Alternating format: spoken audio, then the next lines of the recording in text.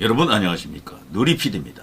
야당이 지금 야당이 있는지 모르겠습니다. 지금 야당도 여당도 없는 상태죠. 민주당이 지금 발칵 지금 급당황 상황입니다. 왜 그런가 하면요. 한덕수 총리 대통령 권한 대행이 전격적으로 헌재 재판관 3명을 이번에 임명하지 않았습니까? 거기에 더 나아가서 대법관도 한 명 또 이렇게 임명했죠. 마용주라고요. 이것이 갖고 있는 엄청난 의미가 있습니다. 지금 이재명의 그 구상 속에서는요, 헌재, 대법원, 이 구성도 굉장히 중요하거든요.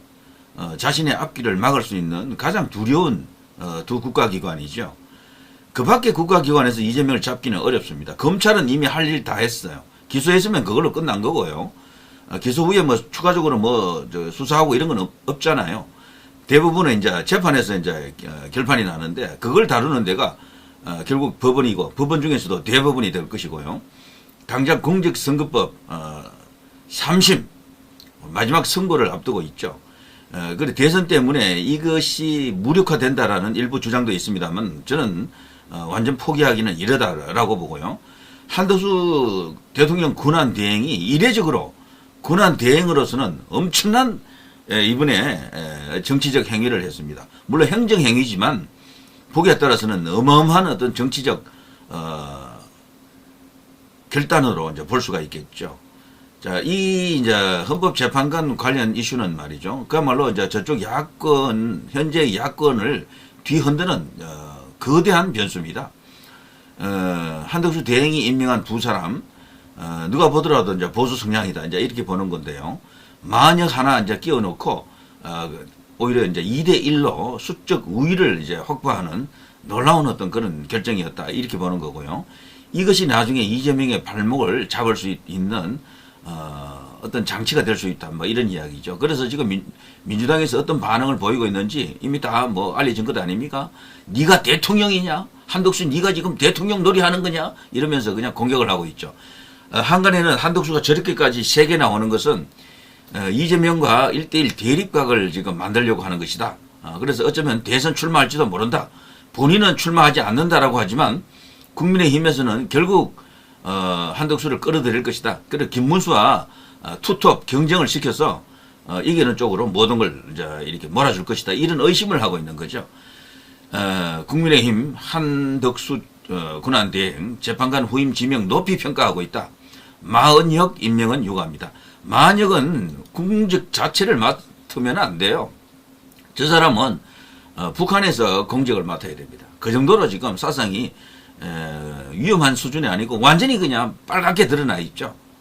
그런 사람을 저런 식으로 국민이 내는 세금으로 월급도 주고 한다라는 게 말이 안 되고요. 또 중요한 판결을 하는 저런 엄청난 자리에 앉아 있다라는 게 정말 나라가 너무도 위험하고 갈 때까지 갔다라고 볼 수 있겠죠. 자, 지금 보면요. 이번에 대법원장이 추천한 인물 그 대법관 한 명 새로 이제 이번에 임명이 됐죠. 요건 제가 좀 이따 이야기하고요. 그거부터 이야기하고 이걸 다시 돌아오겠습니다. 여기 보면 마흔역이 이제 임명이 되어가지고 이렇게 벌써 나타나고 있습니다. 문영규 이미선이 아웃되면은 요 자리 두 명을 이번에 새로 임명한 두 사람이 이제 들어갈 수 있다라고 하면 엄청난 이게 효과가 생길 것 같습니다. 그러면요, 전체적으로 보수 쪽으로 넘어오는 거죠, 여기도. 자, 여기 보시면요. 자, 이게 대법관 구성인데요. 대법관이 모두 14명 아닙니까? 대법원장 포함해서 말이죠. 근데 이재명의 재판 하나 남겨놓고 있잖아요. 어쨌거나 지금 공직선거법. 이재명은 사실 가장 무서워했던 재판이 그겁니다. 거기서 자기 피선거권이 날아갈까봐 발발발 떨었죠. 그런데 놀랍게도 2심에서 무죄를 선고해버렸잖아요. 1심에서는 징역 1년, 집행유예 2년인데 그게 깎여도 벌금 정도는 나와야지. 벌금 1,000만 원이라든가 3,000만 원이라든가 이렇게 나와야 되는 것 아닙니까? 하다 못해 100만 원이라도 벌금형을 때려야 되거든. 근데 그걸 그냥 무죄로 해버렸어. 무죄로. 와, 그걸 누가 납득합니까? 1심과 2심에서 그렇게 큰 차이를 만든 이유가 뭐겠습니까? 결국은 사법부가 지금 오염되었다. 사법부 자체가 신뢰를 잃었다. 정파적 어떤 그런 판단에 휘둘리고 있다. 굳이 우리법 연구회 같은 이런 조직만이 문제가 아니고요. 법원 전체가 거대한 편견에 사로잡혀 있다라고 이제 볼 수밖에 없겠죠. 거기에는 지역도 자신의 사상적 이념도 여러 가지 편견도 작용하고 있다라는 걸 우리가 지금 보고 있는 건데 말이죠. 여기에 지금 새로 대법관 한 명이 지금 들어갔잖아요. 그동안 한 자리가 비어 있었거든요. 이미 오래전에 이게 이제 임명할 수 있는 절차는 다 이렇게 마련됐지만 윤 대통령이 이제 이 탄핵 소추되면서 모든 게 이게 정지되고 있었죠. 임명을 미루고 있었는데 드디어 임명을 했습니다. 마용주라고요. 자, 조의대 제청으로 한덕수 군안대행이 임명한 최초의 대법관이다 이렇게 볼 수가 있겠죠. 자, 이 마용주가 들어감으로써 말이죠. 이제 법원 안에서 이 거슬리는 사람들, 물론 일부 오경미라든가 이런 어떤 인물들이 문제가 될 수도 있어요. 이홍구라든가 이런 사람들은 성향이 조금 덜하거든요. 약간은 그래도 진짜 악질로 생각되는 게 노태학, 천대엽 이런 정도 아닙니까? 이런 사람들 임기가 2026년 노태학 그리고 천대엽은 2027년인데 시간은 좀 남아있죠. 1년 남았고 하나는 또 2년 남았고 이런 식이잖아요. 이 사람들까지 나중에 이제 이렇게 나가고 나서 그 자리를 이재명이 아닌 진짜 이번에 보수 후보로서 뭐 김문수 같은 사람이 당선되어서 임명할 수 있다 그러면요. 그리고 지금 대법원장 조의대 체제에서 또 그걸 받아서 한다 그러면 게임 끝인데 완전히. 그러면 완전히 이게 이제 구국 대법원이 될 수도 있을 겁니다. 그렇기 때문에요. 자, 이번에 이제 임명된 이 마용주가 누군가 뭐 어느 정도 이렇게 알려져 있긴 해도요. 55세 경남 합천군 출생이고요. 낙동고등학교, 서울대 법대, 조지타운 대학교 로스쿨 이렇게 나왔고요. 육군 대위로 전역했습니다. 사법연수원 23기입니다. 23기면은 윤 대통령과 동기 아닌가요? 예, 이제 그렇게 생각이 됩니다. 자, 서울고등법원 부장판사를 끝으로 이번에 이제 이게 된 것 같습니다. 자, 이 이제 마용주에 대해서는요, 신광옥이라고 과거 저 김대중 대통령 때 그때 민정수석 비서관을 역임했던 살아있는 아직 원로인데요. 법무부 차관도 했었죠. 이 신광옥의 사위다. 이렇게 되어 있습니다.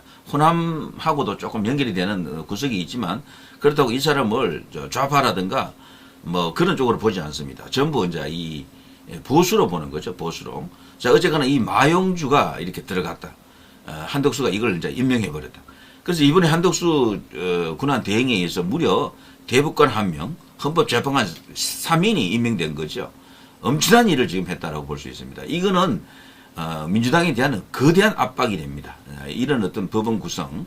자, 이걸로 앞으로 법원에서 이념적 문제로 인해서 잘못될 경우는 없을 것 같아요. 그래서 이재명의 3심 재판, 그 공직선거법 재판이 있죠. 그것은 또 모릅니다.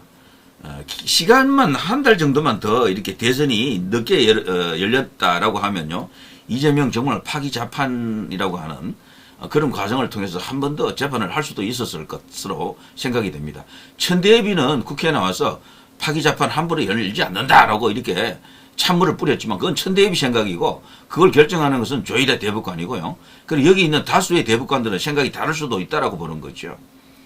1심과 2심이 너무도 극명한 차이가 나기 때문에 이거는 충분히 들여다봐야 됩니다. 그리고 이것을 다시 그 엄청난 판결을 했던 2심 밑으로 2심 재판으로 다시 그걸 돌려보낼 수가 없습니다. 대부분에서 끝장을 낼 수도 있는 거죠.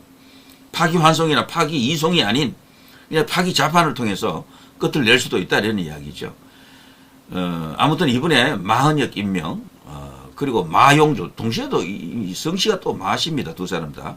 그리고 또 다른 헌법재판관 2명 임명 이걸 통해서 한덕수 총리의 그 강단 그리고 어떤 보관 이런 것들이 그리고 숨겨놓은 폐 같은 게 저는 읽힙니다. 이분이 단순히 뭐 대선에 출마한다 안 한다 그런 논리보다도요 할 일은 하겠다라는 거죠. 내가 윤석열이다 이런 입장도 됩니다. 윤 대통령이 지금 탄핵을 당하지 않았다 하더라도 지금 이와 똑같은 행위를 했을 것 같으니까요. 그러니까 사실은 윤심이다 이렇게 볼 수도 있겠죠. 자, 아무튼 대통령 뭐 현재 2명을 과감하게 임명을 했습니다. 자, 곧 이재명이 이제 재판을 이제 받게 되는 그 과정 속에서 공직선거법 관련해 가지고요. 이재명이가 나중에 헌법 소원도 할 수 있거든요. 공직선거법 재판에서 만일에 최악의 상황, 헌법재판소가 파기 재판해가지고 뭐 벌금 100만 원이라도 때려버리면 그걸 끝 아닙니까? 솔직히 말해서. 그래서 그런 경우에 그것을 뒤집을 수 있는 마지막 수단은 헌재에 가가지고 헌법 소원하는 것밖에 없거든요. 이번에 그런데 헌법재판소에도 이렇게 두 사람을 추가로 임명하는 게 만일에 이게 이제 성립이 된다. 성립될 것으로 저는 봅니다. 저들이 버텨도 시간이 지나면 자연스럽게 국회 청문회 안 해도 말이죠. 그 기간 지나버리면은 일정한 기간이 있습니다. 지나버리면은 임명되는 겁니다. 그러면요 숫자적으로 제가 볼 때는요 중도가 일부 있긴 해도 말이죠. 이재명이 불리해집니다. 예를 들어서 6명을 맞추는 게 중요한데 조한창, 김복형, 정영식 어쨌거나 이번에는 8대0 냈지만요. 이번 상황과 그때는 또 다른 거죠. 그리고 새로 들어간 2명, 그래서 5명이잖아요. 나머지 김영도, 정정미 중에서 1명 정도는 충분히 이쪽으로 들어올 수가 있는 거죠. 그러면은 6명으로서 이재명이가 무슨 짓을 하더라도 뭐 위원 관련한 어떤 심판을 요청하더라도 이재명의 뜻이 꺾일 가능성이 크다라고 이제 보는 거죠. 아무튼 공직선거법 3심 전원 합의체로 파기 재판을 할 수 있다. 해야 된다. 그래서 일각에서는 말이죠. 그게 쉽지는 않다라고 합니다만 저는 그거 포기하면 안 된다라고 봐요. 얼마든지 요건은 되어 있습니다. 그런데 파기 재판에 조건이 있습니다. 그 중에 이 헌법재판소 재판관들, 아니, 대부분의 대법관들이 그 공석이 있으면 안 돼요. 공석이. 그 하나 때문이라도 이 마용주가 지금 이번에 그 자리를 채우는 거죠. 그래서 지금 민주당에서도 이걸 막을 수 있는 권한이 없고요. 그래서 지금 13명 완전체가 됐죠. 대부분도. 자, 아무튼요, 파기 재판으로 이재명을 대선 기간 중이라도 끝낼 수가 있는 겁니다. 그럴 경우에 뭐 민주당은 완전 뭐 경천동지 난리 나겠죠.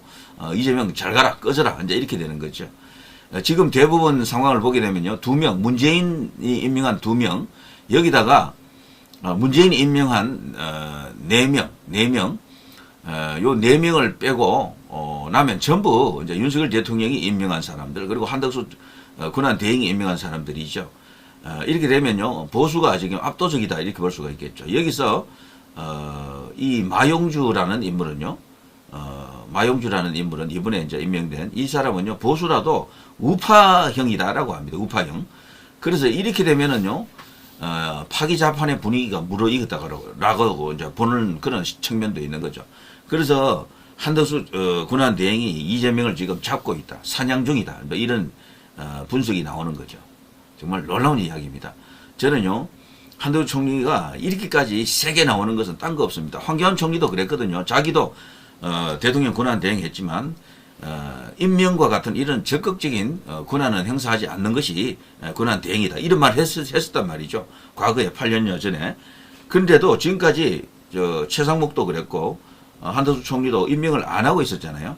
근데 놀랍게도 이번에 그냥 제대로, 물론 최상목 같은 경우는 여야 합의되었다라고 볼 수 있는 2사람의 헌법재판관을 임명했었죠. 여기서 이렇게 나오잖아요. 요 최상목 권한대행이 2명, 조한창, 정계선을 임명했잖아요. 요건 여야가 합의됐기 때문에 이렇게 된 거고, 합의 안 된 상황에서도 임명을 했던 최초의 사례가 한덕수 총리에 의해서 이게 터진 겁니다. 그야말로 이것은요, 저들에게는 거대한 재앙, 악재로 보여집니다. 저들은 한덕수의 쿠데타라고 하더군요. 자, 한덕수 총리가 이렇게까지 하는 이유가 뭐겠습니까? 저는 분명히 반격의 카드라고 생각이 되고 이미 반격은 시작되었다라고 보는 거죠.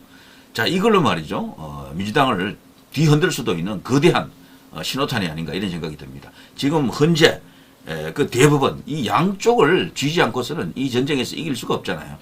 그걸 위한 거대한 교두보를 놨다 이런 생각이 듭니다. 이재명은요, 선거 기간 운동 중에 633 원칙에 의해 가지고 대법원에서 파기 재판 선고를 할 가능성도 없잖아 있다. 그런 분위기를 유도를 해야 되겠네요. 더더욱 착착 그런 쪽으로 나아가는 듯한 그런 느낌이 듭니다. 제대로 된 법관이 본다 그러면 저 이재명을 대통령 만들면 되겠습니까? 조이대 같은 저런 올고든 저 사람은 오직 판사예요. 저 사람은 딴 건 몰라. 그냥 오로지 법관 이것만 아는 사람이거든. 자기가 뭐 그 사람은 우파다 좌파다 그런 거 보지 말고요. 자, 그런 사람이 볼 때 저 이재명이 과연 합당합니까? 허용이 됩니까? 저런 사람이 대통령이 되면 그들의 눈에, 그들 제대로 된 판사의 눈에 어떻게 보이겠습니까? 파기자판은 죽지 않았습니다. 살아있습니다. 자, 누리 PD 김준희였습니다.